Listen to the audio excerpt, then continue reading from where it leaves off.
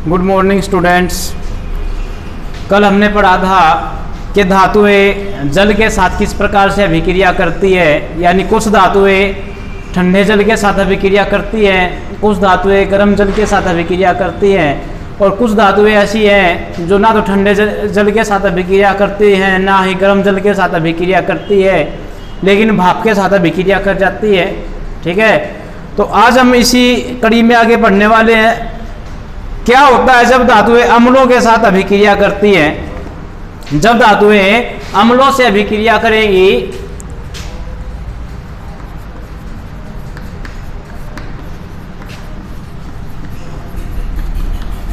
अम्लों के साथ धातुओं की अभिक्रिया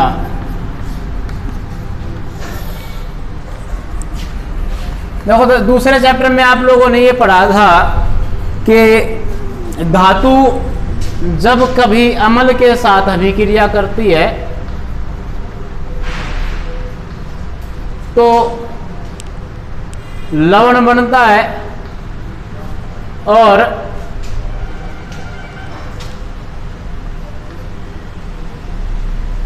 हाइड्रोजन गैस निकलती है। जब धातु अम्लों के साथ अभिक्रिया करती है, अम्ल मतलब तनु अम्ल कह लो, तनु अम्ल मतलब कंसंट्रेटेड नहीं है यानी प्योर नहीं है, उसके अंदर उसको तनुकृत किया हुआ पानी मिलाया हुआ हल्का है वो। ठीक है, तो उसको जब हम धातु के साथ उसकी अभिक्रिया होती है तो लवण बनता है और हाइड्रोजन गैस के रूप में बाहर निकलती है। इस क्रिया कर आपको हमने पढ़ा था कि जब हम HCl में या H2SO4 तनु H2SO4 यानी सल्फ्यूरिक अम्ल में जब हम जिंक के टुकड़े डालते हैं तो उस गैस को हमने क्या किया था, साबुन के घोल से गुजारा था, वहाँ से वो बुलबुले उत्पन्न होते हैं और बुलबुलों को जब हम बुलबुलों के नज़दीक जब हम जलती मोमबत्ती लेकर के जाते हैं तो वो फट फट की ध्वनि के साथ फूटते हैं। ठीक है, तो ये हमने दूसरे चैप्टर में या पहले चैप्टर में पढ़ा था, दूसरे चैप्टर में पढ़ा था शायद। तो धातु की जब हम अम्लों के साथ अभिक्रिया करते तो लवण का निर्माण होता है और हाइड्रोजन गैस का निर्माण होता है। अब प्रश्न ये उठता है कि क्या सभी धातुएं हाइड्रोजन के अम्लों के साथ अभिक्रिया करके इसी प्रकार से हाइड्रोजन गैस का निर्माण करती है? तो देखें, यहाँ पर एक क्रियाकलाप के माध्यम से हमको समझाना चाहता है कि सोडियम तथा पोटेशियम के अतिरिक्त बाकी सभी धातुओं को के नमूने इकट्ठे कर लीजिए। सोडियम और पोटेशियम को ना ले, बाकी जो हमने पहले धातुएं इकट्ठी करी हुई है वो धातुएं ले ले। अगर ये नमूने मैले हो तो क्या करना, इनको रेगमार से रगड़ करके इनको साफ कर ले।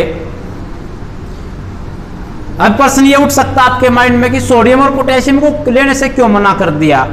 क्योंकि सोडियम और पोटेशियम ठंडे पानी के साथ तेजी से अभिक्रिया करेंगी और आग पकड़ सकती है, इसलिए नहीं लेनी है सोडियम और पोटेशियम। आगे कहता है नमूनों ये जो सैंपल हमने लिए इनको अलग अलग करके हाइड्रोक्लोरिक एसिड में डाले, तनु हाइड्रोक्लोरिक अम्ल में डालना है, प्रश्नलियों में डालिए।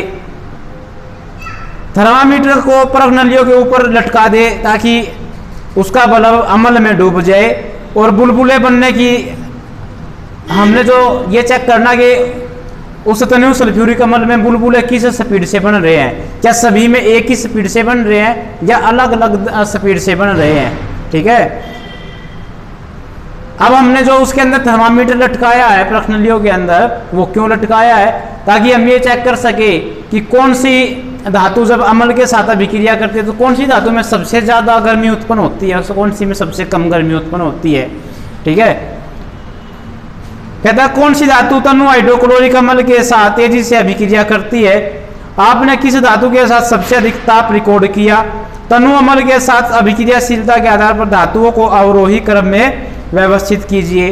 तो देखें, कहता है तनु हाइड्रोक्लोरिक अम्ल के साथ मैग्नीशियम, एल्यूमिनियम, जिंक तथा आयरन की अभिक्रिया के समीकरण हम देख सकते हैं। जब धातुएं नाइट्रिक अम्ल के साथ अभिक्रिया करती है, जब ये धातुएं नाइट्रिक अम्ल के साथ अभिक्रिया करती है ना, जो सी धातुएं यहाँ पर हमने ली हैं, तो हाइड्रोजन गैस उत्सर्जित नहीं होती। नाइट्रिक अम्ल मतलब जो अभी हमने पढ़ा कि भाई अगर हमने आयरन धातु ली और उसकी हमने HCl के साथ रिएक्शन करवाई तो लवण बनेगा और हाइड्रोजन गैस इसमें से बाहर निकल जाएगी। ठीक है, ऐसे ही मैग्नीशियम की, ऐसे ही जिंक की, ऐसे ही एल्यूमिनियम की अभिक्रिया हो जाएगी। लेकिन जब हम इन्हीं धातुओं की रिएक्शन नाइट्रिक अम्ल के साथ करवा रहे हैं, इन्हीं धातुओं की रिएक्शन नाइट्रिक अम्ल के साथ करवाए तो हाइड्रोजन गैस उत्पन्न नहीं होगी उस दौरान। क्यों नहीं होगी?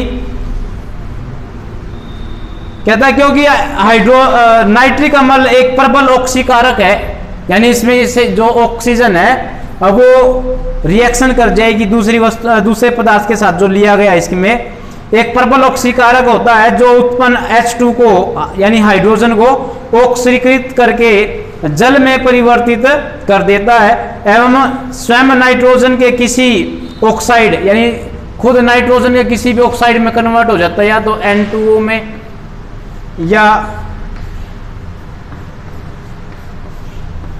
इनमें से किसी एक में कन्वर्ट हो जाएगा। लेकिन मैग्नीशियम है और मैग्नीज, जो मैग्नीशियम है और मैग्नीज धातु है, मैग्नीशियम धातु और मैग्नीज धातु यानी कि ये दोनों धातु है, ये इस नाइट्रिक अम्ल के साथ अभिक्रिया करके हाइड्रोजन गैस उत्पन्न करेंगी।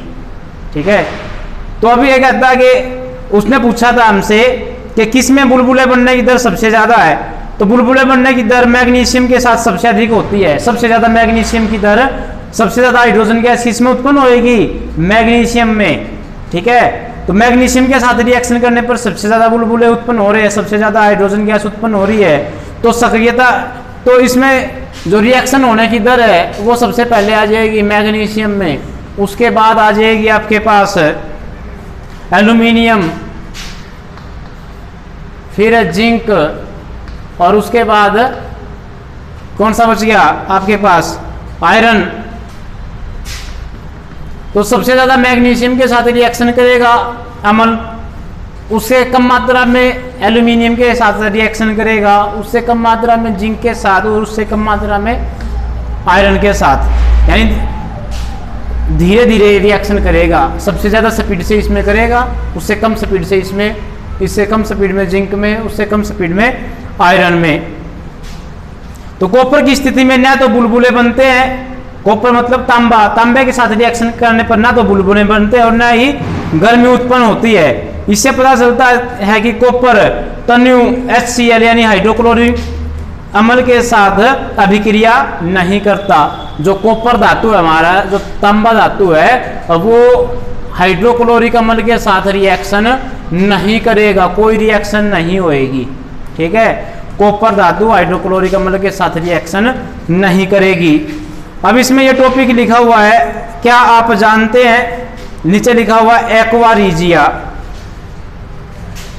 एक्वा रीजिया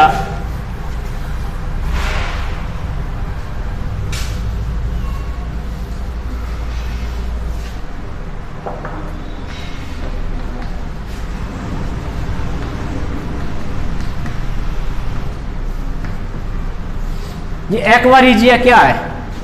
ये एक्वा रीजिया एक ऐसा विलयन है, देखो सोना जो किसी के साथ सामान्य तौर पर रिएक्शन नहीं करता है, लेकिन ये एक्वा रीजिया ऐसा है कि ये सोने को भी अपने अंदर घोल सकता है, इतना स्ट्रॉन्ग एसिड है ये। ठीक है, बनाया कैसे जाता है? इसको हाइड्रोक्लोरिक अम्ल ले ले, सांद्र कंसंट्रेटेड लेना है। कंसंट्रेटेड मतलब उसके अंदर पानी मिला हुआ नहीं होना चाहिए, स्ट्रॉन्ग एसिड के रूप में लेना है। सांद्र हाइड्रोक्लोरिक अम्ल, साथ में क्या लेना है? सांद्र ही नाइट्रिक अम्ल, दोनों ही सांद्र होने चाहिए, स्ट्रॉन्ग एसिड के रूप में लेने हैं। ये तो 3 अनुपात में लेना है और ये 1 अनुपात में लेना है। यानी अगर हम 1 कप इसको ये ले तो 3 कप इसके लेने पड़ेंगे सामान्य भाषा में। अगर 100 मिलीलीटर ये ले तो 300 मिलीलीटर ये लेना पड़ेगा। ठीक है, समझ में आई बात? तो इस प्रकार से हम एक ये मिश्रण तैयार कर ले, इसको एक विलयन तैयार कर ले अम्लों का, तो इसके अंदर सोना भी घुल सकता है। सुनार लोग आमतौर पर क्या करते हैं, सोने को चमकाने के लिए जब कोई उनसे अपने आभूषण धुलवाने जाता है तो इसी विलयन में फिरा देते होंगे, और फिरा देने से क्या होता है, उनकी ऊपर की परत जो है वो उतर जाती है और आपका सोना भी आधा ग्राम या 1 ग्राम घट जाता है, उसके अंदर घुल जाता है और आपका सोना चमक जाता है। आप सोचते हो कि सोना बहुत अच्छा चमका है, ठीक है, लेकिन आपका सोना 1 ग्राम या आधा ग्राम तो सुनार के पास ही रह गया, ठीक है। सुनार फिर इसमें क्योंकि ये एसिड है तो इसमें सारक मिला करके इसको न्यूट्रल कर लेगा, यानी कि न्यूट्रल करने पर क्या होएगा, ये लवण में और पानी में कन्वर्ट हो जाएगा और उसमें से सोना निकाल लेगा फिर, ठीक है। तो कहता है यह गोल्ड को गला सकता है, जबकि दोनों में से किसी अमल में अकेले यह क्षमता नहीं होती। देखो इन दोनों को मिला दें ना तो तभी सोना इसमें गल सकता है। अलग अलग मिलाओ, अलग अलग सोने को इसमें घोलने की कोशिश करोगे, एक बार इसमें घोलने को देखो, एक बार इसमें घोल के देखो, नहीं घुलेगा सोना, यानी सोना वैसा ही वैसा रहेगा, रिएक्शन नहीं कर पाएगा। लेकिन इन दोनों को मिला लेने पर रिएक्शन कर जाता है सोना, ठीक है, उसके अंदर घुल जाता है। तो एक्वारीज यह भभकता द्रव होने के साथ प्रबल संसारक है। यह उन अभिकर्मकों में से एक है जो गोल्ड एवं प्लेटिनम को गलाने में समर्थ होता है। अब आगे इसी में टॉपिक कि अन्य धातु लवणों के विलयन के साथ धातुएं कैसे अभिक्रिया करती है, यानी धातुओं की अभिक्रिया हम धातु लवणों के साथ ही करवाएं।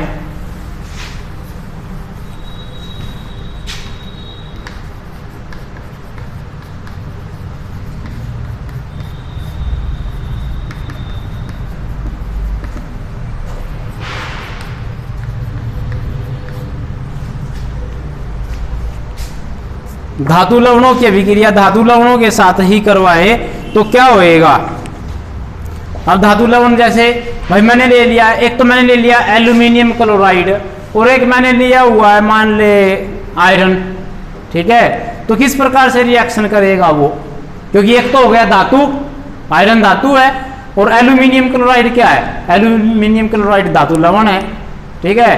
तो इस प्रकार से कैसे अभिक्रिया करेंगे, तो ये कहता है एक क्रियाकलाप के माध्यम से समझाता है।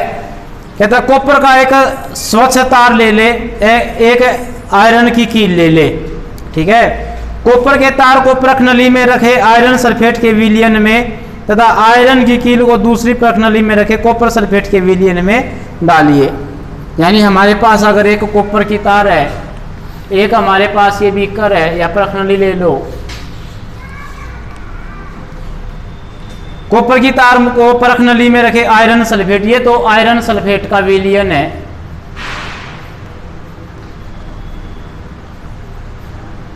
ठीक है, FeSO4 आयरन सल्फेट, और इसके अंदर कॉपर सल्फेट विलयन है CuSO4, ये आयरन सल्फेट FeSO4 कह लो। कॉपर की तार को तो हमने इसमें डुबो दिया, कॉपर की तार ये है, और जो लोहे की कील है उसको इसके अंदर डुबो दिया, लोहे की कील को, ठीक है। 20 मिनट बाद अपने प्रेक्षणों को रिकॉर्ड कीजिए। ये लोहे की कील है, लोहे की कील,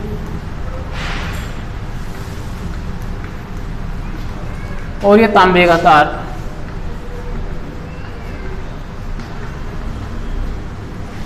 तो 20 मिनट बाद अपने प्रेक्षणों को रिकॉर्ड कीजिए। आपको किस प्रखनली में कोई अभिक्रिया हुई है इसका पता चलता है। किस आधार पर आप यह कह सकते हैं कि वास्तव में कोई अभिक्रिया हुई है। तो देखें एक बार, क्योंकि आप लोग जानते हो कि कॉपर जो है, तांबा जो है वो लोहे से ज़्यादा अभिक्रियाशील नहीं होता, लोहा ज़्यादा अभिक्रियाशील होता है, तांबा कम अभिक्रियाशील होता है, ठीक है। आ रहे हैं तो लोहा तो कम अभिक्रियाशील है, सॉरी ज़्यादा अभिक्रियाशील है, और तांबा कम अभिक्रियाशील है, तो इसमें रिएक्शन नहीं होएगी, ठीक है। तांबा जो है आयरन सल्फेट को नहीं हटा पाएगा, क्यों, क्योंकि भाई लोहा तांबे के मुकाबले ज़्यादा क्रियाशील है, वो इसके अंदर घुला ही रहेगा। और इसमें इसको जैसे हमने लोहे की कील को कॉपर सल्फेट के विलीयन बोए, तो हमने दूसरे चैप्टर में भी किया था, लोहे की कील को कॉपर सल्फेट के विलीयन बोलते हैं, शायद पहले चैप्टर में किया हो। अभिस्थापन अभिक्रिया के दौरान आता है। तो उसमें क्या हुआ था भाई, जब हमने लोहे की कील को कॉपर सल्फेट के विलीयन में डाला तो क्या हो गया, विस्थापित कर दिया इसने, ये आयरन सल्फेट बन जाएगा और कॉपर अलग हो जाएगा। ठीक है, तो ये वाली रिएक्शन होगी, वो वाली रिएक्शन नहीं हो पाएगी, क्योंकि लोहा ज़्यादा अभिक्रियाशील है तांबे के मुकाबले। तो कहता है यहाँ पर अभिक्रियाशील धातु अपने से कम अभिक्रियाशील धातु को उसके यौगिक के विलयन या गलित अवस्था से विस्थापित करती है। पिछले खंड में हमने देखा कि सभी धातुओं की अभिक्रियाशीलता समान नहीं होती। हमने ऑक्सीजन, जल एवं जल के साथ विभिन्न धातुओं की अभिक्रियाशीलता की जांच की, लेकिन सभी धातुएं इन अभिकर्मकों के साथ अभिक्रिया नहीं करती। इसलिए हम सभी धातुओं के नमूनों को अभिक्रियाशीलता के अवरोही क्रम में नहीं रख सके। आपने पहले पाठ में जो विस्थापन अभिक्रिया पढ़ी थी, वह धातुओं की अभिक्रियाशीलता का उत्तम प्रमाण प्रस्तुत करता है। इसे समझना बहुत ही आसान है एवं सरल है। अगर धातु ए धातु बी को उसके विलयन से विस्थापित कर देती है, तो यह धातु बी की अपेक्षा अधिक अभिक्रियाशील होगी। जौन सी धातु जिसको विस्थापित कर देती है, मान लो देखो इसमें किसने, आयरन ने कॉपर को विस्थापित किया, इसका मतलब क्या, आयरन ज़्यादा क्रियाशील है, कॉपर कम क्रियाशील है। ठीक है, तो अभिक्रियाशीलता को हम इस तरीके से समझ सकते हैं। अब यहाँ बताया गया कि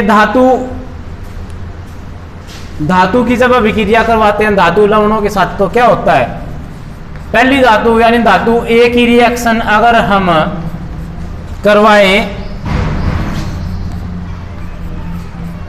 धातु बी का लवण विलयन लेकर, तो क्या होएगा, तो हमें मिलेगा धातु ए का लवण विलयन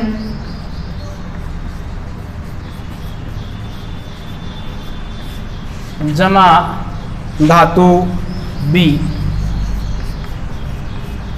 तो देखो जैसे यहाँ पर ये रिएक्शन हुई है, तो ये एक धातु है ए, धातु बी का लवण विलयन लिया।